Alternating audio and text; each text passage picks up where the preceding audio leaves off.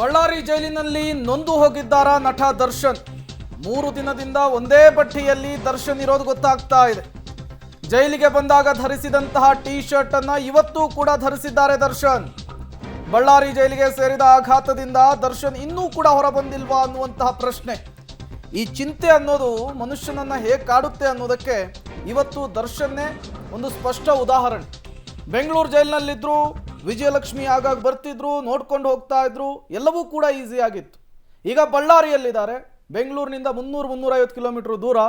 ಈಗ ದರ್ಶನ್ ಅವರನ್ನು ನೋಡೋದಕ್ಕೆ ವಿಜಯಲಕ್ಷ್ಮಿ ಅವರು ಹರಸಾಹಸ ಪಡಬೇಕಾದಂತಹ ಪರಿಸ್ಥಿತಿ ನಿರ್ಮಾಣವಾಗಿದೆ. ಬೆಂಗಳೂರಿನಿಂದ ಬಳ್ಳಾರಿಗೆ ಬರಬೇಕಾದಂತಹ ಪರಿಸ್ಥಿತಿ ನಿರ್ಮಾಣವಾಗಿದೆ. ನೀವು ಕೂಡ ವಿಜುವಲ್ಸ್ ಅನ್ನು ಗಮನಿಸ್ತಾ ಇದ್ದೀರಿ. ಸಂದರ್ಶಕರ ಭೇಟಿಗೆ ಬರುವಂತಹ ಸಂದರ್ಭದಲ್ಲಿ ದರ್ಶನ್ ಅಧಿಕಾರಿಗಳ ಮಧ್ಯೆ ಬಂದಿರುವಂತಹದ್ದು. ಮೊನ್ನೆ ಯಾವ ಶರ್ಟ್ ಅನ್ನು ಧರಿಸಿದ್ರೋ ಇವತ್ತು ಕೂಡ ಅದೇ ಶರ್ಟ್ ಅನ್ನೇ ಧರಿಸಿರುವಂಥದ್ದು. ಮತ್ತಷ್ಟು ಡೀಟೇಲ್ಸ್ ಅನ್ನು ಕೊಡ್ತಾರೆ ಅಮರೇಶ್, ನೇರ ಸಂಪರ್ಕದಲ್ಲಿ ಜಾಯ್ನ್ ಆಗಿದ್ದಾರೆ. ಅಮರೇಶ್, ದರ್ಶನ್ ಅವರ ಡ್ರೆಸ್ ಏನನ್ನು ಸೂಚಿಸ್ತಾ ಇದೆ ಅಂತ ಹೇಳಿ, ಚಿಂತೆಯಲ್ಲಿರೋದು, ಅವರು ಈ ಬಳ್ಳಾರಿ ಜೈಲಿಗೆ ಶಿಫ್ಟ್ ಆಗಿರುವಂತಹ ನೋವಿನಲ್ಲಿರೋದನ್ನೇ ಸೂಚಿಸ್ತಾ ಇದೆಯಾ ಅಂತ? ಪ್ರೇಮ್ ಕುಮಾರ್, ಒಂದು ವೇಳೆ ದರ್ಶನ್ ಅವರ ಟಿ ಶರ್ಟ್ಗಳ ಮೇದಂಥ ಒಂದು 4 ಲೈನ್ಗಳಿತ್ತು, ಆ 4 ಲೈನ್ಗಳನ್ನು ಅವರು ಜೀವನದಲ್ಲಿ ಪರಿಪಾಲನೆ ಮಾಡಿದರೆ ಖಂಡಿತವಾಗಿಯೂ ಸಹಿತ ದರ್ಶನ್ ಅವರಿಗೆ ಇವತ್ತು ಈ ರೀತಿಯ ಪರಿಸ್ಥಿತಿ ಬರ್ತಾ ಇರಲಿಲ್ಲ. ಆದರೆ ಎಲ್ಲೋ ಒಂದು ಕಡೆಗೆ ಮತ್ತೆ ಅದನ್ನು ನಾನು ಅಂದರೆ ತೋರಿಸ್ಬೇಕು ಅನ್ನುವಂಥ ಕಾರಣಕ್ಕೋಸ್ಕರನೇ ಮತ್ತೆ ತಿರ್ಗಾ ಆ ಟಿ ಶರ್ಟ್ನ ಧರಿಸ್ಕೊಂಡು ಬಂದಿದ್ದಾರೆ ಅಂತ ಕಾಣಿಸುತ್ತೆ. ಯಾಕಂದರೆ ದರ್ಶನ್ ಅವರು ಸಾಕಷ್ಟು ಬಳಲಿದ್ರು ಸಹಿತ ಮತ್ತೆ ಈಗ ಅದೇ ಗತ್ತು ಗಮ್ಮತ್ನಲ್ಲೇ ಈಗ ಪೊಲೀಸರ ಹಿಂದ್ಗಡೆಯಿಂದ ಬಂದಿದ್ದಾರೆ. ಆದರೆ ಒಂದಂತೂ ಸ್ಪಷ್ಟ, ದರ್ಶನ್ ಅವರು ಇಲ್ಲಿ ಈ ಬಳ್ಳಾರಿ ಸೆಂಟ್ರಲ್ ಜೈಲಿಗೆ ಒಕ್ಕೊಳ್ಳಿಕ್ಕೆ ಸಾಧ್ಯ ಆಗ್ತಾ ಇಲ್ಲ. ಯಾಕಂದರೆ ಪರಪ್ಪನಗರ ಜೈಲಿನಲ್ಲಿ 50ಕ್ಕೂ ಹೆಚ್ಚು ದಿನಗಳನ್ನ ಕಳೆದಿದ್ರು. ಆದರೆ ಇದೀಗ ಬಳ್ಳಾರಿ ಸೆಂಟ್ರಲ್ ಜೈಲಿಗೆ ಬಂದು 3 ದಿನಗಳಾಗಿದೆ. ಆದರೆ ಇಲ್ಲಿನ ವಾತಾವರಣಕ್ಕೆ ಅವರು ಅಡ್ಜಸ್ಟ್ ಆಗ್ಲಿಕ್ಕೆ ಕಷ್ಟ ಆಗ್ತಾ ಇದೆ. ಹೀಗಾಗಿನೇ ಇಡೀ ರಾತ್ರಿ ನಿದ್ದೆ ಮಾಡದೆ ಒದ್ದಾಡ್ತಕ್ಕಂಥ ಪರಿಸ್ಥಿತಿ ಕೂಡ ಇದೆ. ಮತ್ತೊಂದು ಕಡೆಗೆ ಸೊಳ್ಳೆ ಕಾಟ ಬೇರೆ. ಹೀಗಾಗಿ ದರ್ಶನ್ ಅವರು ಸದ್ಯಕ್ಕೆ ಬಳ್ಳಾರಿ ಸೆಂಟ್ರಲ್ ಜೈಲಿನಲ್ಲಿ ಅಡ್ಜಸ್ಟ್ ಆಗೋದು ತುಂಬಾ ಕಷ್ಟ ಆಗ್ತಾ ಇದೆ. ಹೀಗಾಗಿ ಅವರಿಗೆ ಧೈರ್ಯ ತುಂಬುವ ಕೆಲಸವನ್ನ ಅವರ ಪತ್ನಿ ಮಾಡ್ತಾ ಇದ್ದಾರೆ. ಒಂದು ವೇಳೆ ಅವರ ಪತ್ನಿ ಬಂದು ಹೋದ ಮೇಲೆ ಬಹುಶಃ ದರ್ಶನ್ ಅವರು ಎಲ್ಲ ರೀತಿಯಿಂದ ಸರಿ ಹೋಗ್ಬೋದು ಅಂತ ಕಾಣಿಸುತ್ತೆ. Prem Kumar, okay, thank you Amaresh ನಮ್ಮೆಲ್ಲ ಮಾಹಿತಿಗಾಗಿ. ಬಳ್ಳಾರಿ ಜೈಲಿನಲ್ಲಿರುವ ನಟ ದರ್ಶನ್ ಅವರನ್ನ ನೋಡಲಿಕ್ಕೆ ಬೆಂಗಳೂರಿನಿಂದ ಅವರ ಪತ್ನಿ ವಿಜಯಲಕ್ಷ್ಮಿ ಬಳ್ಳಾರಿಗೆ ಹೋಗಿದ್ದಾರೆ, ಭೇಟಿ ಮಾಡಿದ್ದಾರೆ. ಮಾತುಕತೆ ಮುಂದುವರೆದಿದೆ. ಕಾನೂನಾತ್ಮಕವಾಗಿ ಮುಂದೇನು ಅನ್ನೋದರ ಬಗ್ಗೆಯೂ ಕೂಡ ಚರ್ಚೆಯನ್ನ ನಡೆಸ್ತಾ ಇದ್ದಾರೆ. ಸೊ ಸದ್ಯ ಬಳ್ಳಾರಿ ಜೈಲಿನಲ್ಲಿ ನಟ ದರ್ಶನ್ 2 ರಾತ್ರಿಗಳನ್ನ ಕಳೆದಿದ್ದಾರೆ. 4 ಕೆಜಿ ತೂಕವನ್ನ ಕಳೆದುಕೊಂಡಿದ್ದಾರೆ. ದರ್ಶನ್ ಮೌನಕ್ಕೆ ಜಾರಿದ್ದಾರೆ ಅಂತ ಕೂಡ ಹೇಳಲಾಗ್ತಿದೆ. ಬಳ್ಳಾರಿ ಜೈಲಿಗೆ ದಾಸ ಸಹ ಕೈದಿಗಳಿಗೆ ಪೀಕಲಾಟ. ಯಾವ ರೀತಿಯಾಗಿ ಜೈಲಿನ ಒಳಭಾಗದಲ್ಲಿದ್ದ ಕ್ಯಾಂಟೀನ್ ಅನ್ನ ಕ್ಲೋಸ್ ಮಾಡಿದ್ದಾರೆ. ಇದರಿಂದ ಸಹ ಕೈದಿಗಳು ಬೇಸರಗೊಂಡಿದ್ದಾರೆ. ಏನಾದರೂ ಬೇಕು ಅಂದ್ರೆ ಅವರು ಖರೀದಿ ಮಾಡಿ ತಿನ್ಲಿಕ್ಕೆ ಅವಕಾಶ ಇತ್ತು. ಈಗ ದರ್ಶನ್ ಬರ್ತಿದ್ದ ಹಾಗೆ ಎಲ್ಲವೂ ಕೂಡ ಸ್ಟ್ರಿಕ್ಟ್ ಆಗಿದೆ. ಪರಿಣಾಮ ಕ್ಯಾಂಟೀನ್ನಲ್ಲಿ ತಿಂಡಿ ತಿನಿಸುಗಳನ್ನ ತೆಗೆದುಕೊಳ್ಳಿಕ್ಕೆ ಸಹ ಕೈದಿಗಳಿಗೆ ಆಗ್ತಾ ಇಲ್ಲ. ಅದೆಲ್ಲದರ ಒಂದು ಸಮಗ್ರ ವರದಿ ಇದೆ, ನೋಡ್ಕೊಂಡು ಬನ್ನಿ. ಬಳ್ಳಾರಿ ಜೈಲಲ್ಲಿ 2ನೇ ರಾತ್ರಿ ಕಳೆದ ಕಾಟೇರ. 4 ಕೆಜಿ ತೂಕ ಕಳೆದುಕೊಂಡ ದರ್ಶನ್ ಮೌನ. ಪರಪ್ಪನಗ್ರಹಾರ ಜೈಲನ್ನೇ ರೆಸಾರ್ಟ್ ಮಾಡಿಕೊಂಡು ಜಾಲಿ ಮೂಡ್ನಲ್ಲಿ ಕಾಲ ಕಳೀತಾ ಇದ್ದ ದರ್ಶನ್ನ ವಿಲಾಸಿ ಜೀವನದ ಫೋಟೋ ಹೊರಬಿದ್ದಿದೆ ತಡ ಸಂಕಷ್ಟಗಳ ಸರಮಾಲೆ ಶುರುವಾಗಿದೆ. ದೌಲತ್ ತೋರ್ಸೋಕ್ ಹೋಗಿ ಈಗ ಬಳ್ಳಾರಿ ಜೈಲಿಗೆ ಶಿಫ್ಟ್ ಆಗಿರುವ ದರ್ಶನ್ಗೆ ನಿಜವಾದ ಜೈಲು ವಾಸದ ಅನುಭವ ಆಗ್ತಾ ಇದೆ. ಯಾಕಂದ್ರೆ ಪರಪ್ಪನಗ್ರಹಾರ ಜೈಲಲ್ಲಿ ಟೈಟ್ ರೂಲ್ಸ್ ಏನಿರಲಿಲ್ಲ, ಕೊಂಚ ಯಾಮಾರಿದ್ರೂ ನಡೀತಾ ಇತ್ತು. ಆದರೆ ಬಳ್ಳಾರಿ ಜೈಲಲ್ಲಿ ಅಸಲಿ ಜೈಲುವಾಸದ ಅನುಭವ ಶುರುವಾಗಿದೆ. ಅಂದಹಾಗೆ ಬಳ್ಳಾರಿ ಸೆಂಟ್ರಲ್ ಜೈಲಲ್ಲಿ ಕೊಲೆ ಆರೋಪಿ ದರ್ಶನ್ 2ನೇ ರಾತ್ರಿ ಕಳೆದಿದ್ದಾರೆ.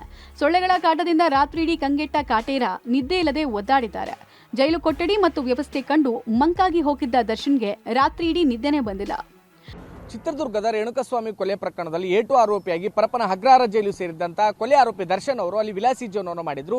ಹೀಗಾಗಿನೇ 2 ದಿನಗಳ ಹಿಂದೆ ಅವರನ್ನ ಬಳ್ಳಾರಿಯ ಸೆಂಟ್ರಲ್ ಜೈಲಿಗೆ ತಂದು ಹಾಕಿದ ನಂತರದಲ್ಲಿ ಇದೀಗ ನಿಜವಾದ ಜೈಲಿನ ದರ್ಶನದ ರೂಪ ಇದೀಗ ಕೊಲೆ ಆರೋಪಿ ದರ್ಶನ್ ಅವರಿಗೆ ಆಗ್ತಾ ಇದೆ. ಯಾಕಂದ್ರೆ ಬಳ್ಳಾರಿಯ ಸೆಂಟ್ರಲ್ ಜೈಲಿನಲ್ಲಿ ಯಾವುದೇ ರೀತಿಯ ಹೆಚ್ಚುವರಿ ಸೌಲಭ್ಯಗಳನ್ನು ಅವರಿಗೆ ಕೊಡ್ತಾ ಇಲ್ಲ. ಬದಲಾಗಿ ಪರಪ್ಪನ ಅಗ್ರಹಾರ ಜೈಲಿನಲ್ಲಿ ವಿಲಾಸಿ ಜೀವನವನ್ನು ಮಾಡಿದ್ರು. ಆ ರೀತಿ ವ್ಯವಸ್ಥೆಗಳು ಯಾವುದೂ ಸಹಿತ ಇಲ್ಲಿ ಇಲ್ಲದೆ ಇರೋದ್ರಿಂದಾಗಿ ರಾತ್ರಿ ನಿದ್ದೆ ಮಾಡಲು ಸಾಕಷ್ಟು ಒದ್ದಾಡ್ತಾ ಇದ್ದಾರೆ. ಅಂದ್ರೆ ಜೈಲಿನ ರೂಪ ಅಂದ್ರೆ ಜೈಲು ಹೇಗಿರುತ್ತೆ, ಜೈಲಿನಲ್ಲಿನ ಯಾವ ರೀತಿ ಕಷ್ಟಪಡಬೇಕಾಗುತ್ತೆ ಅನ್ನುವಂತ ನಿಜವಾದ ಅರ್ಥವನ್ನ ಇದೀಗ ಬಳ್ಳಾರಿ ಸೆಂಟ್ರಲ್ ಜೈಲಿನ ಅಧಿಕಾರಿಗಳು ದರ್ಶನ್ ಅವರಿಗೆ ಮನದಟ್ಟು ಮಾಡ್ತಾ ಇದ್ದಾರೆ. ಅಂದ್ರೆ ಇಲ್ಲಿ ಪ್ರತಿ ರಾತ್ರಿಯೂ ಸಹಿತ ಕಳೆಯೋದಕ್ಕೆ ದರ್ಶನ್ ಅವರು ಸಾಕಷ್ಟು ಪೀಕ್ಲಾಟವನ್ನು ಅನುಭವಿಸ್ತಾ ಇದ್ದಾರೆ. ಸೊಳ್ಳೆಗಳ ಕಾಟದಿಂದ ತಪ್ಪಿಸಿಕೊಳ್ಳೋದಕ್ಕೋಸ್ಕರ ಒದ್ದಾಡ್ತಾ ಇದ್ದಾರೆ. ಇದೇ ಕಾರಣಕ್ಕೋಸ್ಕರ ಇಡೀ ರಾತ್ರಿ ನಿದ್ದೆ ಇಲ್ಲದೆ ಪರದಾಡ್ತಕ್ಕಂಥ ದರ್ಶನ್ ಅವರು ನಿಜವಾಗಿಯೂ ಕೂಡ ಬಳ್ಳಾರಿ ಸೆಂಟ್ರಲ್ ಜೈಲಿನಲ್ಲಿ ಸಾಕಷ್ಟು ಕಷ್ಟಪಡ್ತಾ ಇದ್ದಾರೆ. ಹೀಗಾಗಿನೇ ಇಲ್ಲಿನ ಅಧಿಕಾರಿಗಳು ಅಂದ್ರೆ ಜೈಲಿನ ನಿಯಮಾವಳಿಗಳ ಪ್ರಕಾರವಾಗಿ ಇರಬೇಕಾಗಿರುವಂತದ್ದು ಸಹಿತ ಅನಿವಾರ್ಯವಾಗಿದೆ. ಆ ನಿಟ್ಟಿನಲ್ಲಿ ಜೈಲಾಧಿಕಾರಿಗಳು ಸಹಿತ ಸಾಮಾನ್ಯ ಕೈದಿಗಳ ರೀತಿಯಲ್ಲಿ ದರ್ಶನ್ ಅವರಿಗೂ ಸಹಿತ ಟ್ರೀಟ್ ಮಾಡ್ತಾ ಇದ್ದಾರೆ.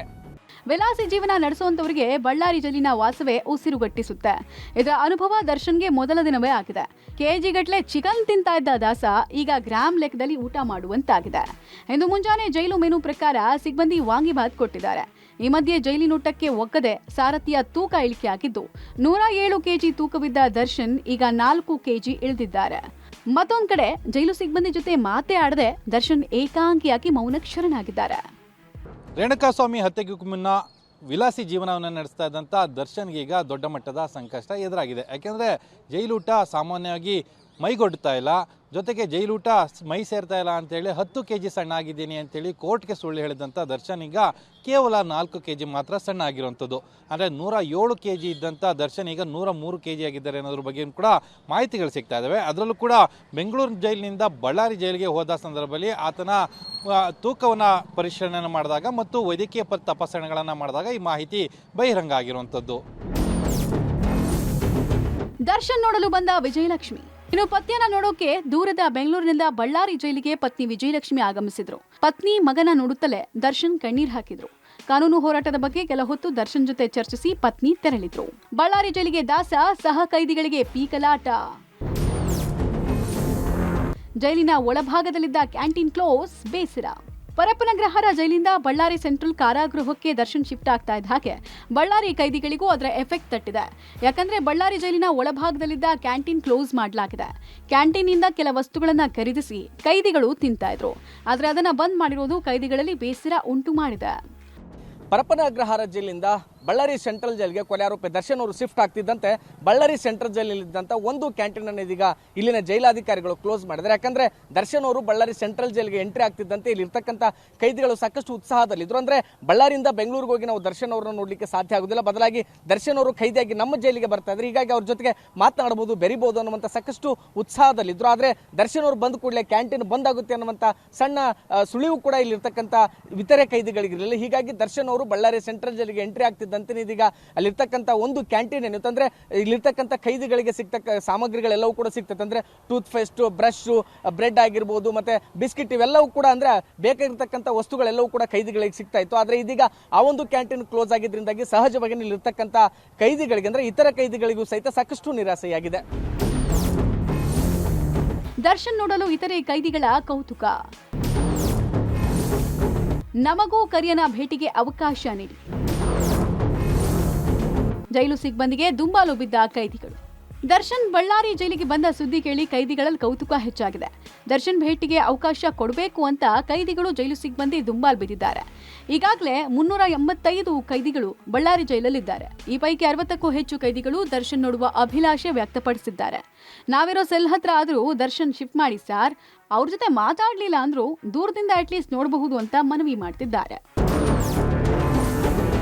ತನಿಖಾಧಿಕಾರಿಗಳಿಗೆ ಡಬಲ್ ಟೆನ್ಷನ್. ಸಾಕ್ಷ್ಯನಾಶ ಮಾಡಿದ್ರ ಆರೋಪಿಗಳು. ಪರಪ್ಪನಗ್ರಹಾರ ಜೈಲಲ್ಲಿ ದರ್ಶನ್ಗೆ ರಾಜಾತಿಥ್ಯ ಪ್ರಕರಣ ಸಂಬಂಧ ತನಿಖಾಧಿಕಾರಿಗಳಿಗೆ ಎರಡೆರಡು ತಲೆನೋವು ಶುರುವಾಗಿದೆ. ಜೈಲಲ್ಲಿ ಕೂತು ವಿಡಿಯೋ ಕಾಲ್ ಮಾಡಿದ್ದ ಮೊಬೈಲ್ ಇಲ್ಲಿ ತನಕ ಪತ್ತೆ ಆಗಿಲ್ಲ. ರೌಡಿ ಶೀಟರ್ ಧರ್ಮ ಬಳಿ ಯಾವುದೇ ಮೊಬೈಲ್ ಸಿಕ್ಕಿಲ್ಲ.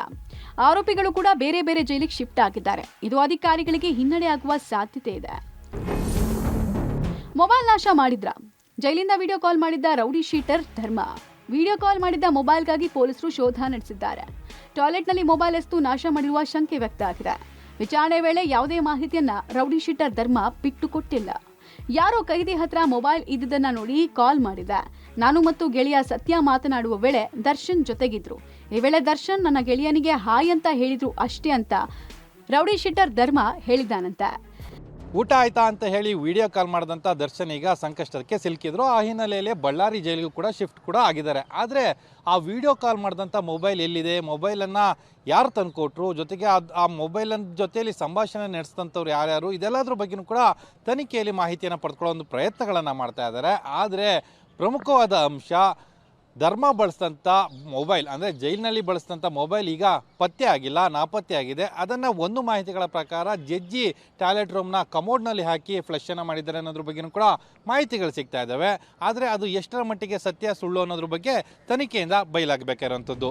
ಈ ಮಧ್ಯೆ ರೌಡಿ ವಿಲ್ಸನ್ ಗಾರ್ಡನ್ ನಾಗನಿಗೂ ಎತ್ತಂಗಡಿ ಬಿಸಿ ತಟ್ಟಿದೆ. ಹಿಂಡಲಗ ಅಥವಾ ಗುಲ್ಬರ್ಗಾ ಜೈಲಿಗೆ ನಾಗ ಶಿಫ್ಟ್ ಆಗುವ ಸಾಧ್ಯತೆ ಇದ್ದು 2-3 ದಿನದಲ್ಲಿ ನಿರ್ಧಾರ ಆಗುವ ನಿರೀಕ್ಷೆ ಇದೆ. ಒಟ್ನಲ್ಲಿ ಬಳ್ಳಾರಿ ಜೈಲಿನಲ್ಲಿ ದಿನ ದೂಡೋದೇ ದರ್ಶನ್ಗೆ ದೊಡ್ಡ ಸವಾಲಾಗಿದೆ. ಏಕಾಂಗಿತನ ದಾಸನನ್ನ ಬೆಂಬಿಡದೆ ಕಾಡ್ತಾ ಇದೆ. Bureau report, public TV.